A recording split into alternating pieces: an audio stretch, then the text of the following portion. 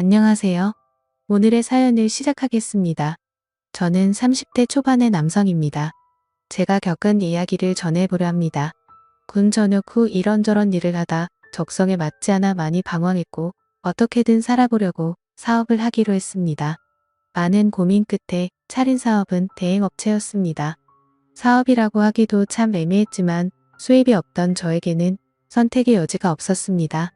대행업체라고 하면 주로 다른 사람 대신 일을 처리하고 보수를 받는 것이 주 업무입니다. 보통 하객 대행 알바나 상견례식 부모 대행 역할 등을 생각하면 크게 어렵지 않을 것 같습니다. 돈 없이 시작한 사업은 크게 잘 되지 않았지만 그래도 먹고 살 정도는 되어 그냥 저냥 유지하며 살고 있었습니다. 어느 날 카페에서 전화가 왔다면서 젊은 여성으로 추정되는 분이 전화를 주셨어요. 처음에는 그냥 흔한 결혼식 하객 동원 주문인 줄 알았습니다. 평소처럼 기계적으로 상담 매뉴얼을 말씀드리고 있는데 그 여성의 반응이 없었습니다. 상담을 진행하면서도 그녀의 반응이 냉담했습니다. 말 한마디 하더니 그 여성이 끝내 본론을 말씀하셨어요. 아이에게 아빠 역할을 대신해줄 사람이 필요한데 이런 것도 가능하신가요?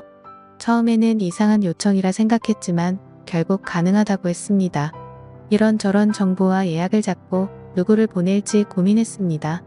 결국 제 나이도 적절했고 평일이라 예약도 없기에 직접 가기로 했습니다. 하지만 이런 아빠 대행은 처음이라 무엇을 해야 할지 고민이 많았습니다. 조금 이상한 감이 들었고요. 보통 아빠 대행은 애비가 없어 보이지 않기 위해나 당사자인 아이에게 아빠인 척 해달라는 경우가 많지 않습니다. 유치원 행사나 운동회에 불려가는 경우를 몇 번 봤었지만 이런 경우는 처음이었습니다. 애를 단순히 놀아주면 되는 일이라 생각했지만 어떤 상황이 나올지 많은 생각이 들었습니다. 사실 돌이켜보면 거절했어야 했던 것 같습니다. 약속 당일 그 여성은 집으로 와달라고 했습니다. 집에서 만나는 것은 찝찝했지만 우리 일은 항상 찝찝한 일이라는 것을 알고 있었고 그래서 그녀의 집으로 향했습니다. 집에 도착해 벨을 누르고 기다리니 모녀가 커플룩으로 흰 원피스를 입고 저를 맞이하더군요. 아이는 대략 5살쯤 되어 보였고 아이의 엄마는 저보다 3살 어린 여성분이셨습니다. 처음 보는 아저씨가 등장하자 아이는 뒷걸음질을 하며 엄마 뒤로 숨더군요. 그럴 만도 했습니다.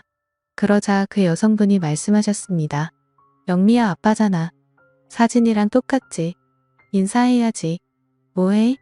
아이는 그래도 많이 부끄러워하며 엄마 뒤에서 몸을 감추며 얼굴을 붉혔습니다. 그러자 갑자기 그 여성이 저에게 고생했다며 호응을 하였습니다. 오는데 힘들지 않았냐며 밥은 먹었냐며 지금 엄마가 껴안고 친한 척을 해주니까 아이는 저에게 다가와 다리를 감았습니다. 이런 식의 역할 대행은 해본 적이 없어서 정말 당황스러웠습니다. 이런 건 애인 대행하는 놈들이 전문인데 전 그쪽 분야가 아니라서 복잡한 감정이 들었습니다.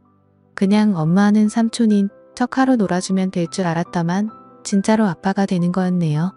이 여자도 대책 없는 게 내가 누구일 줄 알고 애랑 단둘이는 집에 들여서 아빠 행세를 하란 건지 여자 나이가 30의 얼굴도 몸매도 상당했습니다. 요즘이 어떤 세상인데 겁대가리도 없이 이런 일을 벌였는지 걱정이 되면서 연민도 가더라고요.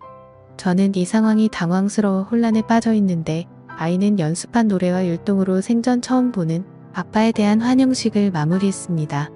정신을 차려보니 식탁에서 밥을 먹고 있었습니다. 먹는 둥 마는 둥 식사를 어설프게 했고 아이가 눈치채지 못하게 애 엄마를 안방으로 불렀습니다. 화가 나서 불었습니다. 저 아이한테 진짜 아빠인 척 하란 건가요? 그냥 하루 놀아주라면서요. 엄마 표정이 복잡해지더군요. 전 애랑 놀아줄 아빠의 역할이 필요하단 말을 그냥 애 하루 봐줄 남자가 필요하다는 의미로 이해하고 왔으니까요. 굳이 사정을 듣지 않아도 지금까지 상황을 봤을 때 뭔가 기구한 사연이 있는 것 같아 보였습니다. 아이한테 진짜 아빠인 척 능숙하게 할 자신도 없지만 뭔가 죄짓는 기분이 들었습니다. 원래 일을 할 땐 내가 수행할 역할에 대해서만 듣고 끝내지 구구절절 의뢰인의 사정까지 캐묻지 않습니다. 너는 왜 인맥이 이렇게 협소하냐? 결혼식에 와줄 사람이 그렇게 없냐? 너 사기 결혼이냐? 이딴 거 절대 안 물어봅니다. 그런데 이번에 좀 알아야겠더라고요. 저의 일당 받고 가버리면 끝이지만 애는 뭐가 되냐고 물었습니다. 대답을 안 해주면 그냥 나오려고 했고요. 그러자 여자가 머뭇거리며 조심히 말을 꺼냅니다. 자기는 미혼모고 아빠는 다른 여자와 결혼했고 지금은 사고를 쳐서 복역 중이랍니다.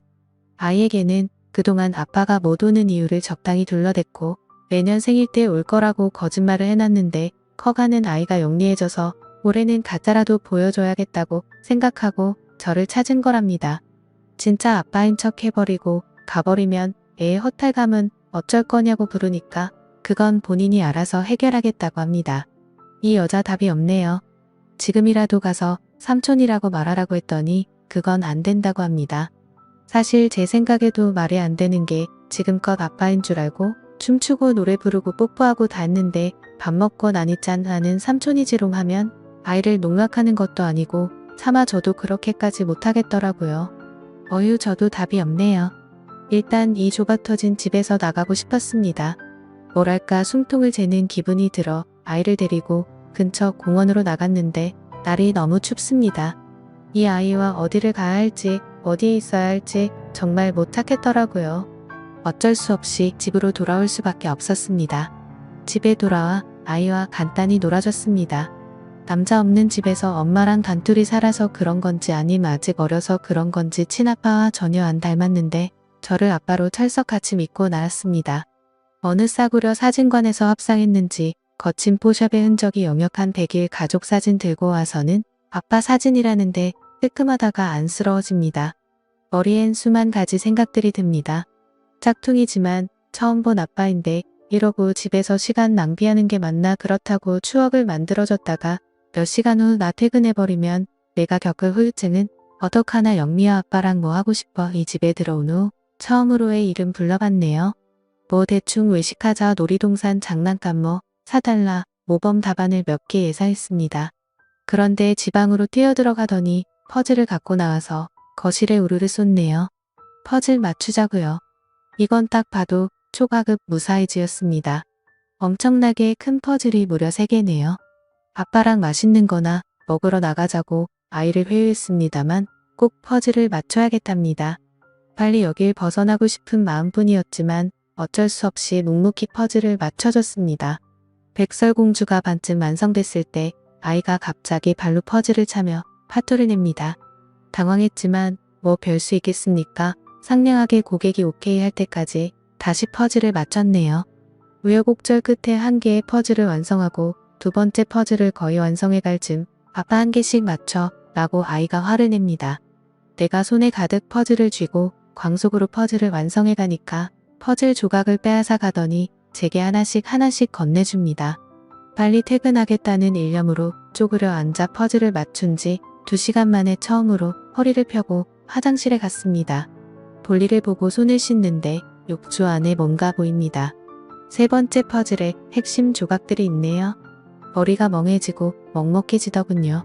퍼즐은 핑계고 아빠가 못 가게 잡아두려는 거였습니다. 손만 씻으려고 했는데 눈 또 씻게 되었습니다. 아이는 제가 갈 걸 알고 있었던 거였습니다. 제 조카들은 퍼즐을 다 맞추면 흐트러질까봐 건들지도 못하게 하면서 좋아하는데 이 아이는 무표정이었습니다. 욕조에 숨겨둔 퍼즐 찾아서 갖고 나오니까 아이가 저를 허탈하게 쳐다봅니다. 결국 모든 퍼즐을 맞췄고 저는 아이와 작별하게 되었습니다. 여자는 제게 연신 고맙다고 하더군요. 돌아가려 신발을 신는데 아이는 울었고 저도 눈가에 나오는 눈물을 닦아야 했습니다. 눈물을 훔치고 아이를 안아주며 금방 또 올 거라고 거짓을 말해야 했습니다. 집에 돌아오는 길 돈은 벌었는데 기분은 좋지 않습니다. 그러면서 저의 5살 때 기억을 떠올려 봤습니다. 흐릿했습니다. 기억이 잘 안 나네요.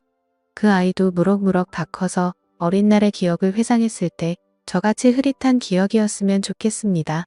복잡한 하루였습니다. 사실 그 아이의 엄마가 제 이상형과 닮아서 솔직히 약간 흔들린 것도 사실이네요. 저도 모르겠다 생각하고 그녀에게 연락을 한번 해보는 게 좋을까요? 아니면 그냥 여기서 적당히 끝내고 마무리하는 게 좋을까요?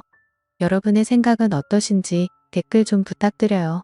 재미있게 시청하셨다면 구독, 좋아요 부탁드립니다.